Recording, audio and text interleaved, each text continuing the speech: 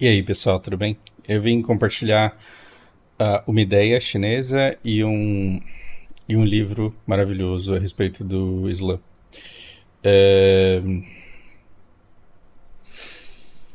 Naquele vídeo das três riquezas, eu acho que eu falo muito sobre propósito, sobre vocação, sobre gastar tempo com aquilo que você ama, e aí eu tenho medo de ficar romantizando muito a coisa, e aí eu quis trazer uma ideia complementar. Esse vídeo, ele é maravilhoso, não só porque ele é maravilhoso, é uma entrevista com o CEO do GPT-4, um negócio assim. E ele dá um discursinho e o pessoal começa a discorrer sobre o discursinho que ele faz. E aí, aqui está dizendo, eu quero que você saiba que se tem alguma coisa que não está bem feito, pode ser que o problema não seja você que faz o negócio errado. Então, o título do vídeo ele já começa com uma romantização, quase vitimização, que eu acho preocupante, né? Então, assim, eu vou lavar o carro tá todo mal lavado, né? A garagem ficou toda suja. Aí, assim, olha, se tá mal feito é porque talvez a minha vocação não seja lavar carro. Eu acho que é um reducionismo muito perigoso dizer que eu não faço direito porque eu não tenho vocação. Eu acho que tem comprometimento aí na causa também. Então, a gente tem que ser pragmático e tem que respeitar determinados limites da razoabilidade. Só que aí, quando ela começa a desenvolver esse raciocínio, é muito interessante, porque até aquele Stephen King, quando ele escreve o On Writing, ele fala sobre a escrita, ele fala, ele consegue escrever por meses a fio, porque é uma coisa que ele gosta de fazer, e ele gosta de pegar um what if e escrever aquilo para sempre, a coisa vai acontecendo dentro da cabeça dele, e se ele começa a escrever um negócio que não vai, que ele percebe que não tem como, não adianta ficar insistindo, porque ele não consegue escrever porque ele é um cara esforçado, ele consegue escrever porque a natureza dele é de escrever, e se ele vai escrever sobre uma coisa que ele não quer, de uma ideia que ele não gostou, ele simplesmente não sai do lugar. E a gente está falando de um escritor, e do escritor escrevendo o livro e não escrevendo o livro. Olha que interessante isso, né? Então, quando ele não consegue escrever um livro, não é porque o trabalho de escritor não serve para ele, é porque a ideia dele ali é bosta e ele não consegue discorrer sobre aquilo. E aí, quando ele encontra alguma coisa, não é que ele nasceu motivado para ser escritor sempre sobre qualquer circunstância, é que além de ter a natureza de escritor, ele encontrou uma ideia em cima da qual ele consegue escrever um livro prolixo de 1.500 páginas e que tem gente que gosta de ler, eu não sei como, mas estão de parabéns os dois. As pessoas que gostam de ler o que ele escreve e ele que escreveu. Então, todos de parabéns. E aqui ela fala que pode ser que você fica muito tempo tentando fazer uma coisa e o negócio não vai, e você fica achando que você é um ser humano que não presta pra nada, quando aquele negócio ele não é pra você. Sabe onde eu percebo isso? Na época que a galera começa a fazer TCC e vem desesperado me pedir ajuda. Se você precisar de ajuda com o seu TCC, não lembre de mim porque eu não vou te ajudar. Mentira. É verdade. A hora que você para de ajudar as pessoas, assim, com coisas que você não gosta de ajudá-las, elas param de te pedir. Ninguém me pede tradução mais. Porque toda vez que me pediram, eu recusei. Tradução de documento, papel, essas coisas. Eu recomendo sempre a Nayade, que é uma excelente profissional.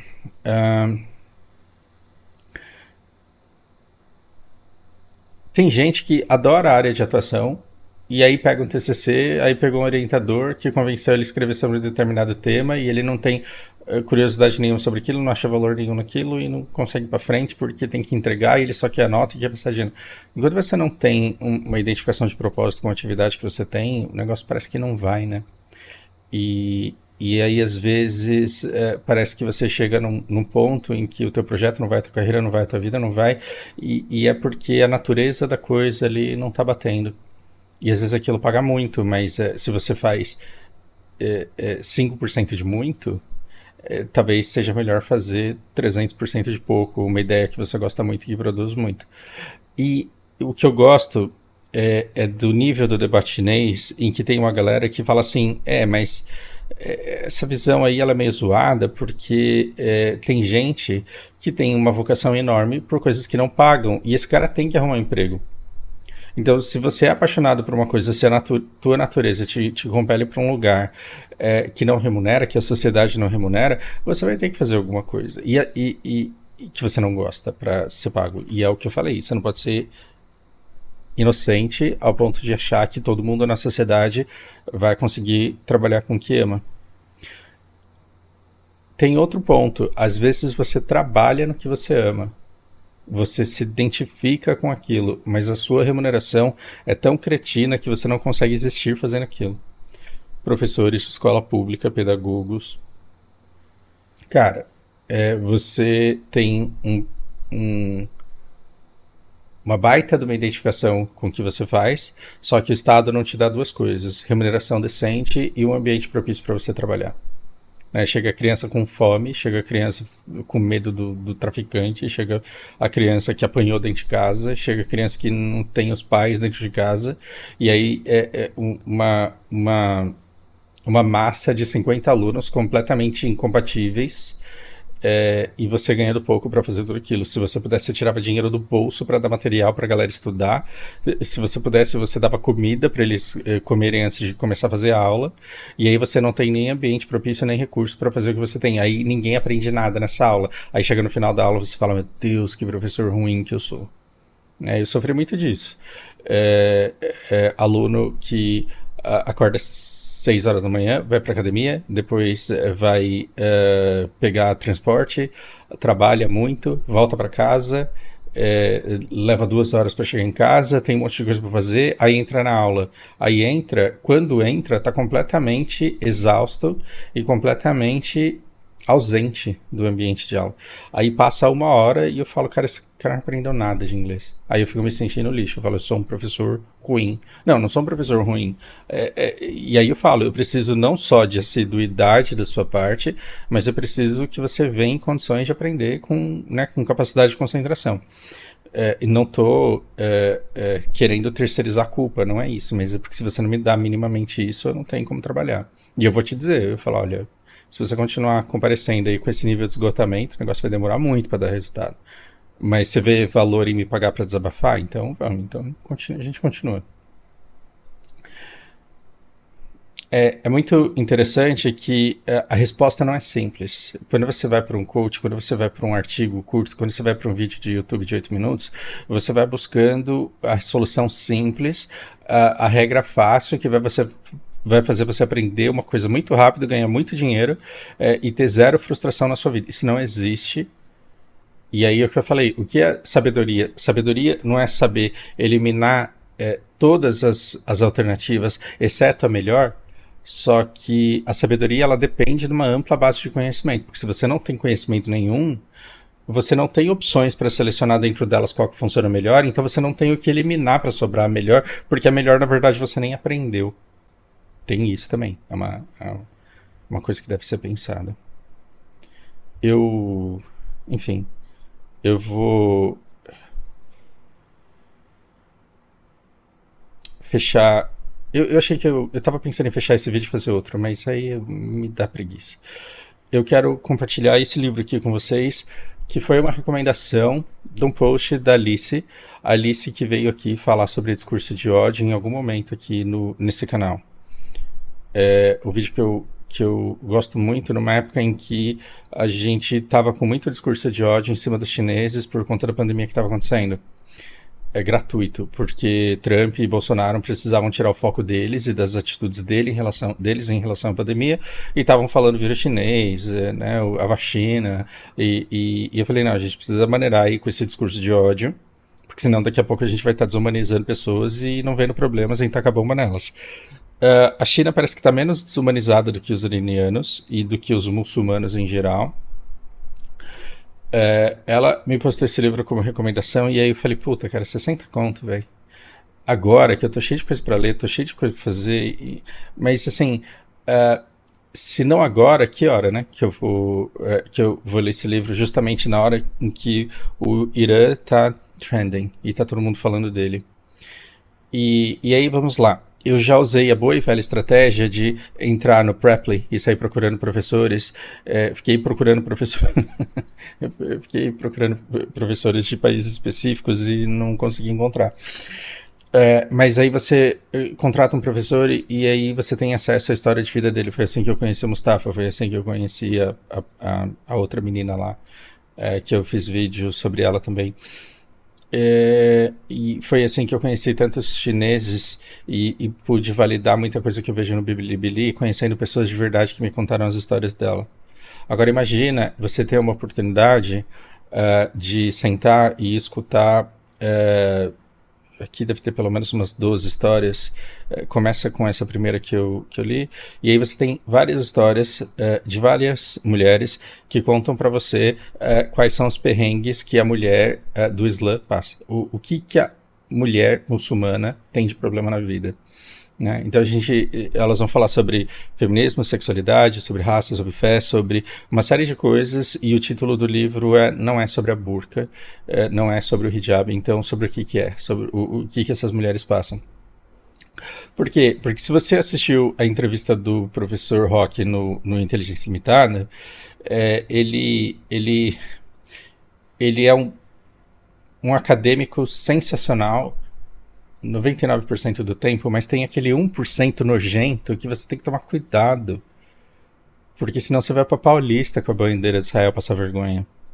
E é muito interessante que no começo as entrevistas do Rock eram 99% elogio e uma crítica modesta que era imediatamente retaliada. E parece que 2 anos depois do começo do conflito na Ucrânia e 6 meses depois do início do conflito com Israel, com tanta barbaridade disponível para ser acessada para quem quiser encontrar a respeito do que Israel faz com a Palestina e com o Oriente Médio, com tanto profissional bom de história aparecendo e explicando a origem dos conflitos do Oriente Médio, parece que a narrativa do Rock está enfraquecendo e assim, ontem no Inteligência Limitada eu vi muita piada, muito ataque, muita crítica e tem a galera da Avenida Paulista com a bandeira de Israel ali, mas é uma coisa de torcida de time, só que você vai vendo que a consciência do brasileiro em relação ao que está acontecendo no mundo todo, entre as pessoas jovens, na minha opinião, está aumentando muito, e isso é uma vitória da nossa sociedade. E o que eu vivo dizendo para vocês, não é porque Estados Unidos é mentiroso e vilão que China se torna boazinha e meu Deus como eu amo, porque é o torturador que a gente não conhece, que também é tão imperialista quanto. E se a China quisesse, a guerra da Ucrânia não estava acontecendo. Se a China quisesse, Gaza não estava acontecendo. Ela teria que se meter em conflitos muito pesados, sim. Diretamente, talvez. Só que a coisa não é assim. A China tem bomba atômica e a China tem soldados e não manda para salvar o palestino e não manda para salvar o ucraniano. Não, a China está dando apoio financeiro e bélico, estratégico para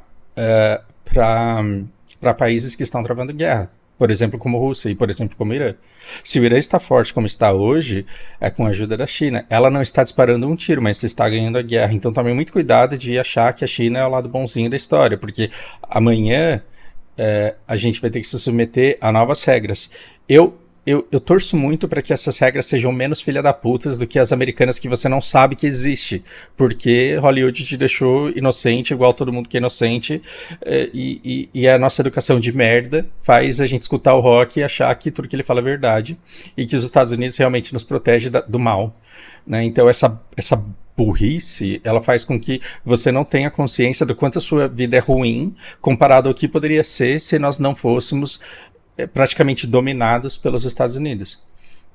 Amanhã a gente pode ser dominado pela China, você pode ter que pagar um monte de imposto, entre aspas, para eles, e a sua vida pode ser muito melhor. Eu não estou dizendo que, portanto, a gente deva querer isso. A gente tem que saber que não existe lado bom, e a gente tem que saber se colocar no meio da briga desses dois de maneira que a gente leve a melhor, porque é isso que todo mundo faz.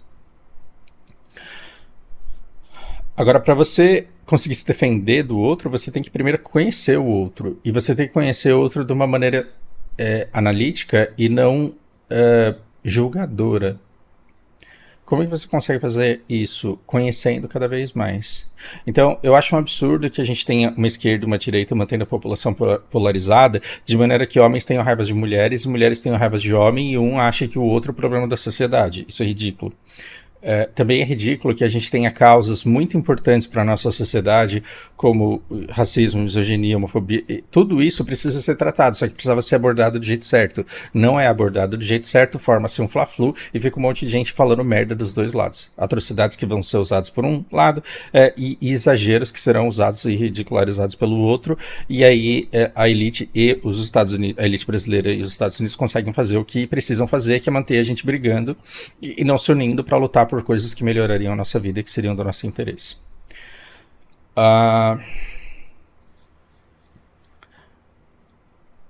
É interessante que a gente poderia falar, olha, se tirar toda essa politicagem, essa necessidade da esquerda e direita de fazerem a gente brigar, ainda sobrariam assuntos que precisariam ser tratados. Ou seja, racismo, homofobia, misoginia não estão sendo resolvidos porque estão sendo abordados da maneira errada e estão sendo feitos. Essa discussão está sendo feita para gerar ódio e polarização. Mas a gente ainda tem um problema que, como sociedade madura, a gente poderia olhar de fora e discutir e melhorar. E é muito difícil ver esses problemas quando a gente olha a nossa sociedade de dentro, porque a gente olha para nós mesmos e a gente tem dificuldade de entender a nossa própria imagem. Então, quando você olha para a sociedade do outro, determinadas tretas que a gente tem ficam transparentes aqui para dentro. Eu falei para vocês que o problema de três corpos, a trilogia, ela não é tanto sobre alienígenas como parece. É porque quando você olha para ameaça alienígena, você olha para gente e vê quem nós somos, que humanidade nós somos. Então, olha, vai vir um ataque daqui a 400 anos, a gente precisa começar a se armar. Aí eu me meto a Atenas e falo, todo mundo dá dinheiro para mim que eu construo nossas defesas. Mas a invasão chega daqui a 400 anos, eu vou investir em defesa ou eu vou pegar esse dinheiro aqui e vou levar uma vida boa? Então, quando você olha para o ET, você fala, nossa, olha o que a gente faz para se defender do ET, puta que pariu, olha como a gente é arrombado. E aí você fala, meu Deus, olha como o outro é, isso significa que, porque o outro é diferente, olha como a gente é diferente deles. E então, para entender como a gente é diferente deles, você fala, nossa, olha como nós somos. E eu tô no começo da leitura desse livro, e assim, é um presente, é como se você sentasse na sala e viesse pessoas, do nada, contar a história delas para você, e são várias pessoas com vários depoimentos. E na primeira delas, já é muito interessante, porque ela conta uma história de uma mulher muçulmana que usa hijab, que usa burca, que acredita num Deus que a gente não sabe quem é e que tem práticas religiosas que a gente não entende. E aí ela conta a vida dela e você fala, meu Deus, parecidíssima com a da minha avó. As coisas que ela passa, minha avó passou. Minha bisavó, talvez na geração de vocês agora, né? Ou seja, numa outra religião, num outro idioma, num outro tempo, numa outra cultura, que teve pouquíssimo a ver com a nossa, nós somos extremamente parecidos. E as dores, elas são extremamente parecidas. E aí você olha para a nossa sociedade e fala, nossa, como a gente precisava melhorar e tem coisa que a gente não vai melhorar porque a gente está brigando entre direita e esquerda. Esses lados, eles vivem brigando para garantir que nada nunca vai mudar. Porque o que mudou? O que a sociedade evoluiu desde Cambridge Analytica? Porra nenhuma, a gente só perdeu. As coisas não melhoraram. E aí, na primeira história, vem essa menina e conta quem ela é. E no yoga, ela fala da mãe dela, e a mãe dela com um corpo muito bonito que atrai muita atenção.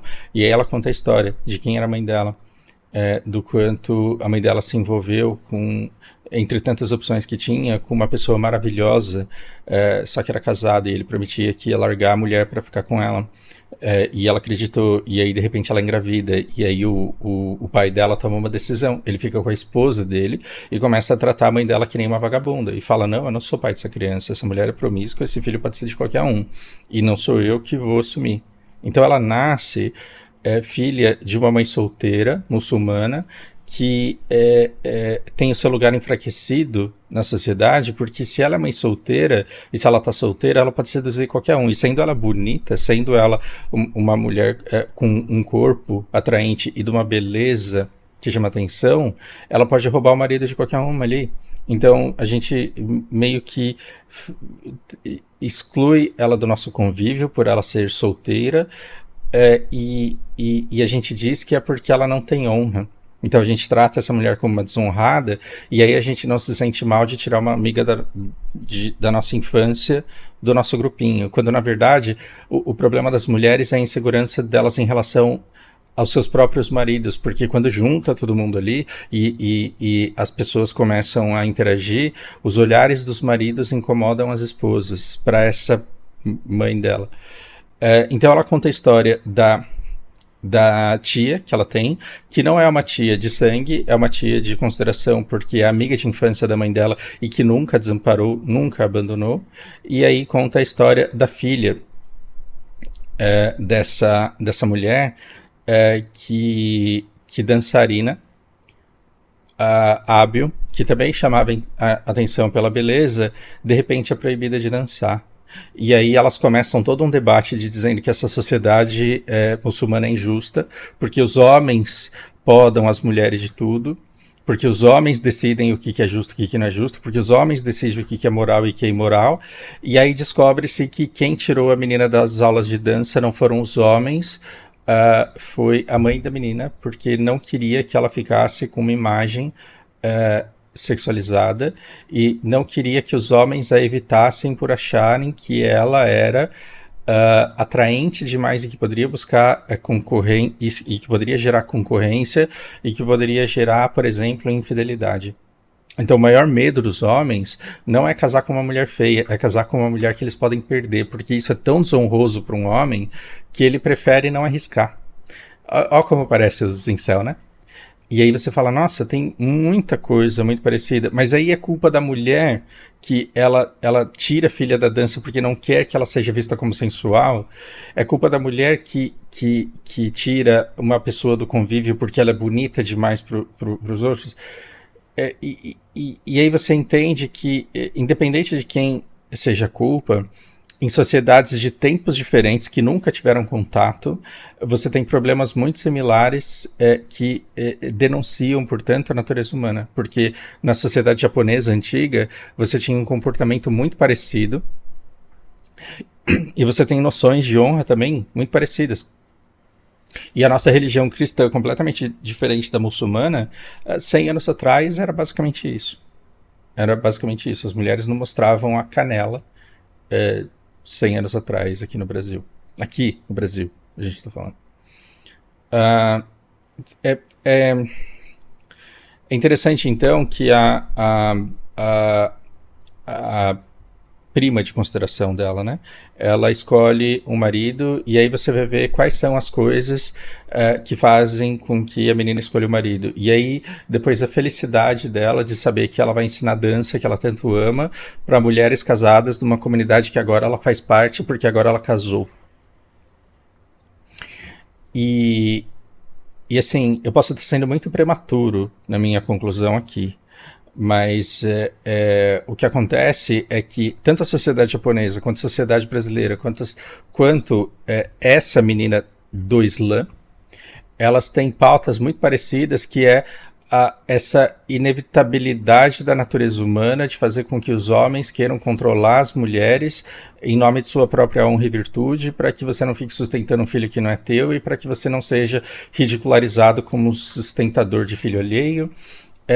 Essa noção de competição e uma vez que a sociedade espera famílias que nunca se roupam e que sejam monogâmicas, como isso não faz parte da natureza humana e a natureza humana está sempre tentando fugir dessa estrutura, o quanto as pessoas pensam em dispositivos de desincentivo e de punição a quem a quem deixa isso acontecer, a quem segue a natureza humana e faz o que a natureza humana é de fazer. E você vai vendo uma similaridade enorme entre essas coisas, e aí você fala, cara, eu queria ter ajudado a minha avó e não pude, em 1910, porque ela não podia mostrar canela e um dia que ela deixou aparecer, ela apanhou quando chegou em casa, eu queria ajudar a minha avó. Você pode dizer isso. O que não te dá o direito de ir numa tribo africana e dizer como que eles devem se comportar, porque você não é daquela tribo, e se tem alguém que tem que mudar o estilo de vida que eles têm, são eles, por decisão e iniciativa deles, não você. E o fato da mulher tá putaça aqui, porque existem determinadas regras de conduta que ela não gostaria de ter que seguir. Por exemplo, ela não pode dançar porque é sensual e isso é tentador pros homens. Porra, mas e o autocontrole que se prega nessa porra, dessa caralha, dessa religião, não vale, não? Então, eu tô dançando aqui, mas aí, assim, se todo mundo começar a dançar, vai ser um monte de mulher gostosa dançando e os caras vão se acostumar a ver mulher gostosa. Aí vai ser mais fácil o autocontrole. Se todo mundo tá de burca e aparece uma mulher pelada, é claro que todos os homens do mundo vão querer pular em cima dessa mulher pelada. Mas se toda a praia vira nudista e as pessoas se acostumam a ver gente pelada, aí fica mais fácil pro homem ter autocontrole. Por que as mulheres têm que ser punidas pela falta de autocontrole dos homens? E isso, você pode falar, Fausto, tá esquerdana, hein? Puta que pariu, entrou pro PSOL. Olha como você pode ser burro de pensar desse jeito. Ó, eu tô melhorando, né? Olha como você pode ser.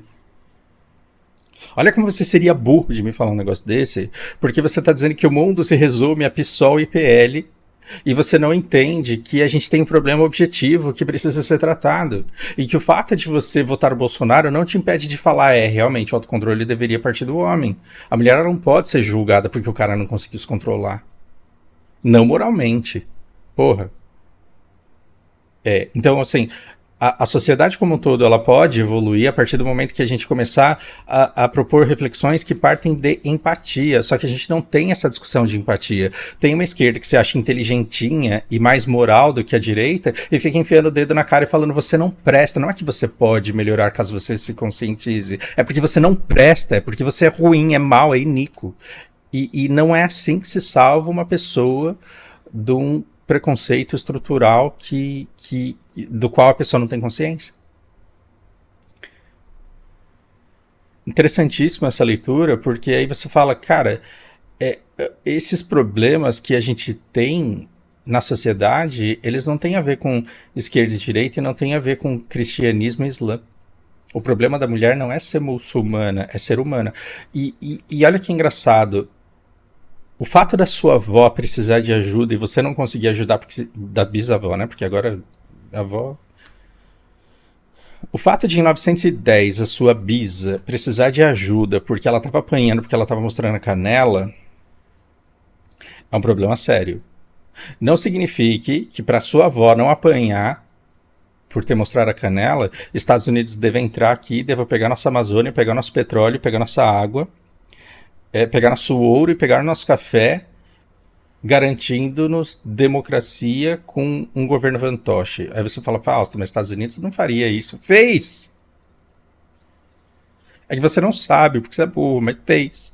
PT, PL defendem uma estrutura que defende os interesses dos Estados Unidos com esse pet note que nos proíbe de fazer riqueza com essa carga tributária toda e com esse rentismo e pobrismo que mantém a estrutura brasileira do jeito que é.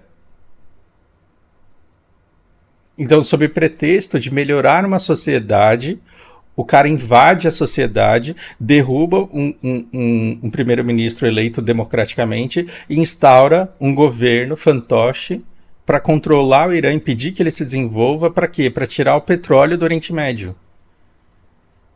E o que aconteceu? Você melhorou a condição das mulheres ou piorou? Você piorou a condição das mulheres porque os governos se radicalizaram para conseguir juntar forças contra os invasores que ocuparam o Oriente Médio. Então a radicalização da religião e a radicalização da moral e dos bons costumes foi a argamassa necessária para manter o povo unido lutando contra o Ocidente quando eles não tinham força para tal. Olha que interessante como os Estados Unidos está prometendo resolver problemas que não existiriam se ele não tivesse entrado lá. Fausto, não dá para mudar o passado. Não dá para mudar o passado. Mas dá para olhar o presente e ver que está acontecendo tudo de novo. Israel está provocando uma guerra que ele não vai dar conta de controlar, para os Estados Unidos jogar a bomba atômica no Irã e ficar rezando para a China e Rússia não responderem. Por quê? Porque os Estados Unidos está desesperado porque perdeu o controle do Oriente Médio que permitiu que eles fossem essa fonte inesgotável de riqueza que você acompanhou dos anos 90 até 2020. Está acontecendo de novo. E eles estão conseguindo fazer as pessoas desumanizarem iraniano de novo para poder tacar bomba lá de novo. E você pode dizer, eu sou contra o estilo de vida e ao que as mulheres têm que se submeter com burca porque elas são muçulmanas do Oriente Médio. Você pode até não gostar disso, o que não significa que caiba você alterar a maneira como elas vivem e que caiba você apoiar um ataque nuclear para matar todo mundo para só ter americano lá depois de amanhã. Olha como é perigoso você cair na onda do rock de, ah, não, as mulheres no Irã, elas não podem sair na rua, as mulheres são apedrejadas na rua porque lá não é democracia, vai ser burro assim lá na cadeia. Não acredite no rock sobre como é a vida de uma mulher muçulmana. Quando você tem uma mulher muçulmana, você tem 15 mulheres muçulmanas contando pra você como que é a vida delas. Eu compartilhei a vida de uma pessoa. Você pensa que essa menina aqui, ela quer que os Estados Unidos bombardeiem nuclearmente o Irã para acabar com a necessidade que ela tem de usar o hijab? É uma pergunta importante para se fazer. Desculpa, fiquei nervoso no final, não precisava.